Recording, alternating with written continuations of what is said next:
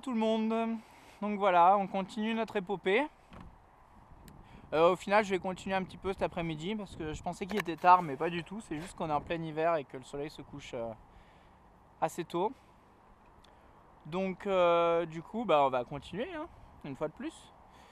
Donc j'ai un peu préparé le boxon. Hop. Donc voilà, j'ai enlevé la descente, j'ai enlevé le plancher. À savoir, un petit conseil, c'est vrai que le plancher, c'est en déplaçant les planchers qu'on abîme le plus les bateaux, j'ai remarqué. Tout ce qui est boiserie. Parce que c'est un Tetris tellement compliqué. Là encore, c'était plus que simple, donc ça s'est bien passé. Mais c'est vrai qu'il faut être très prudent, connaître et essayer de comprendre le fonctionnement. Il y a une logique à chaque fois dans ces planchers. Et ça ne peut s'en aller que dans un sens. Et il y a vraiment une logique, une suite logique à respecter. Et si vous tirez du mauvais côté au mauvais endroit, déjà ça viendra jamais. Et puis en plus vous pouvez faire des dégâts. Voilà. Donc maintenant je suis tout plein de questionnements. Donc si vous voulez, ici on voit bien. Le but c'était de voir un peu l'état des varangues. J'ai l'impression que tout ça c'est fixe. Ou alors très difficilement démontable. Donc du coup on va pas trop avoir accès à l'autre partie. Alors ça me faisait un peu à m'embêter un peu. Maintenant, je me suis quand même rendu compte qu'ils ont eu la bonne idée de faire au moins, de dépasser le centre du bateau. Si vous voulez, le centre est là. Donc, on a quand même accès au centre et c'est quand même là que ça nous intéresse le plus. Donc, on va vérifier un petit peu les varangues. Donc, les varangues, c'est ça. Hein. Alors, bien sûr, ça parcourt tout le bateau. Hein, donc, on n'en voit qu'une petite partie. Mais c'est vrai que c'est quand même cette partie-là qui prend le plus cher rapidement. Donc on voit qu'il n'y a aucune fissure autour. Hein. Là. On connaît, hein, ça nous rappelle des souvenirs. Hein. Donc du coup, là, on voit que là, il n'y a aucune fissure. Hein. C'est bien dégueu, ça je vous l'accorde, mais il n'y a aucune fissure.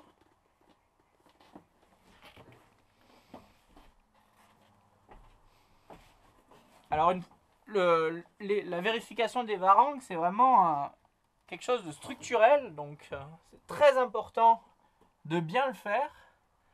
Donc moi, je ne suis pas apte à confirmer si les varangues sont en bon état ou pas. C'est vraiment quelque chose sur lequel je garde des réserves à chaque fois. Mais c'est vrai que dans un premier lieu, là, en premier temps, on peut vraiment voir que ça n'a pas l'air d'être... dans un premier temps, ça n'a pas l'air d'être fissuré. Et dans un second temps, la peinture est vieille. Et donc ça, c'est bon signe. Ça veut dire que ça n'a pas été touché depuis longtemps. Donc c'est très bon signe. Voilà. Donc pour l'état des varangues, de ce que j'ai vu, c'est pas mal. Voilà. Et alors après, on va prendre la frontale.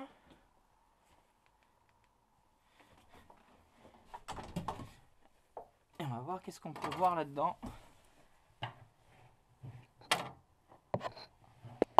Après vous, après moi, après vous, après moi, comment on fait là du coup? Donc je regarde rapidement et après vous allez me dire ce que vous voyez. Je vous mets à l'intérieur de la boîte. La lumière. Et on verra bien à la GoPro ce que ça va rendre. Mais bon, hein, ça a l'air plutôt correct. Hein.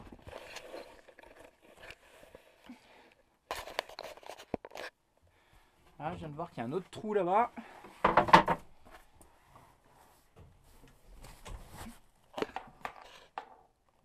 On voit que c'est nickel. Hein. C'est nickel.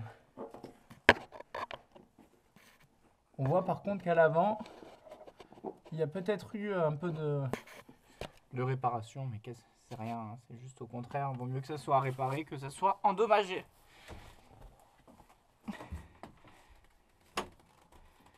Voilà, donc pour les varangues, à cet endroit-là, on est bon. On verra ce qu'on peut voir au niveau du moteur. Et alors, par contre, pour les boulons de quilles, c'est là où j'ai une lacune. C'est que, si vous voulez, je n'en vois pas. Donc, est-ce possible que des bateaux soient directement avec une quille fondue dans la strate, soudée dans la strate? Mais je n'ai pas vu de boulons de quilles. Donc, est-ce que ça veut dire que là, vous voyez un peu la forme du bateau à l'avant, hein. est-ce que ça partirait pas comme ça et que ça continuerait pas directement dans une quille? C'est mon questionnement. C'est là où il faudrait regarder peut-être sur la tablette ou de base sur le cahier technique, hein, voir comment c'est fabriqué. Maintenant, là pour moi, je juge qu'il n'y a pas de boulon de quille. Normalement, il y en a toute une ribambelle, donc on serait censé les voir. Donc je mets inexistant. Voilà, il reste les écoutes.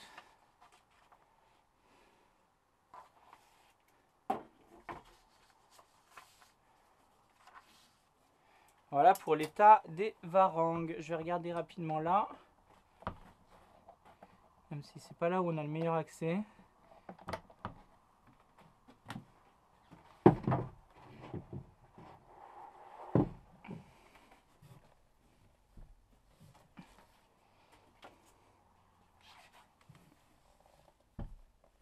Là on voit qu'il y a encore des varangues qui sont là.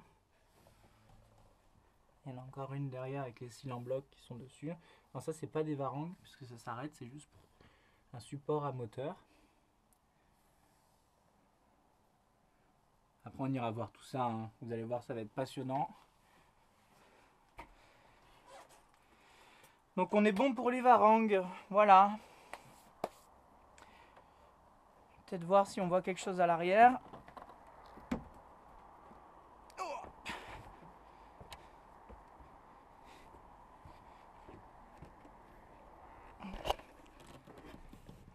Là normalement on devrait les voir, hein, les varangues s'il y en avait. Je pense qu'il y en a point. Alors ça, est-ce que c'est juste un coffre? De base oui, mais il y a un double fond. Que va-t-on trouver?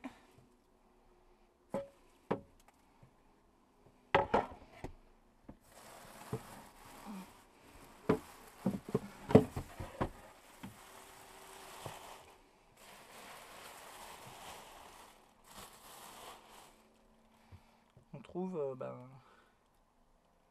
les gaz d'échappement à vérifier. C'est plutôt bon, on va voir là-dedans. Il y a des trappes de partout. Le moteur, c'est un vrai plaisir, quoi. Il y en a de partout des trappes. Donc voilà, c'est bien les gaz d'échappement, hein. On voit le waterlock qui est ici, on en reparlera plus tard. Et donc c'est là où l'eau du liquide du système d'eau, de prise d'eau, de refroidissement s'évacue, ainsi que les gaz d'échappement, et les deux partent là et sont recrachés à l'arrière.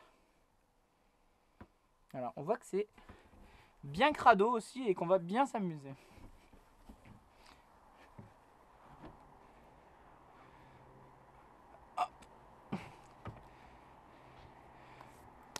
Voilà, donc pour ce qu'on a pu voir des varangues, je regarderai aussi quand on aura vidé les coffres, au fond des coffres, voir s'il n'y a pas accès. Et à la cabine avant, on a vu qu'il n'y en avait pas, hein. Donc c'est vraiment quand même plus ici, donc on en voyait une grosse partie. Et après il y a tout ce qui remonte un petit peu derrière le carré, forcément on n'y a pas accès. Hop. Bah écoutez, moi je vous laisse, je vais reposer un petit peu tout ça, remettre un petit peu d'ordre. Et puis on va attaquer par le prochain chapitre, tout simplement. Voilà. Bah, j'espère que ça continue à vous intéresser. Moi, toujours autant. Et vous voyez que petit à petit, on désosse le bateau et que petit à petit, bah, on se rend compte déjà de tous les éléments. Et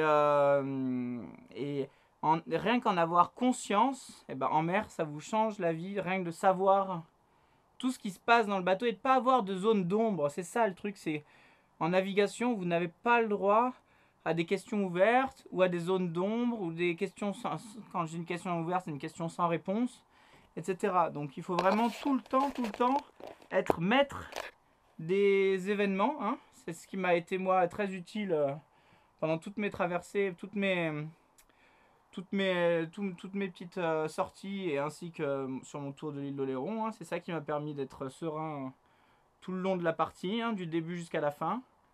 Parce que je savais ce qui se passait, ce qui pouvait se passer, ce qui